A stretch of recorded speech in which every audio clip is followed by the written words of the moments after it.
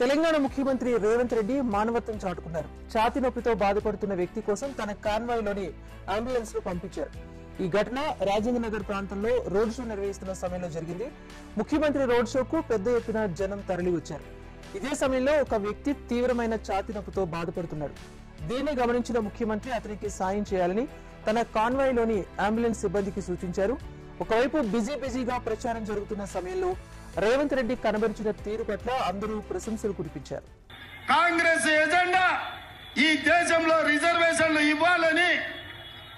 ఏమైందా ఒకసారి చూడండి, అంబులెన్స్ కు ఇచ్చేయండి, వాటర్ ఇచ్చేయండి, తొందరగా వాటర్ ఇచ్చేసి అంబులెన్స్ ఉంది కదా అవతల అంబులెన్స్ కు తీసుకెళ్ళండి, అంబులెన్స్ కు తీసుకెళ్ళండి.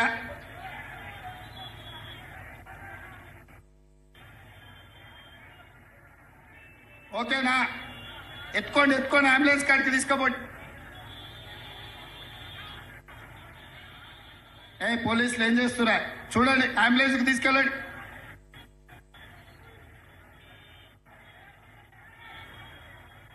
జరగండి అమ్మా, జరగండి తల్లి, అటెండ్ జరగండి.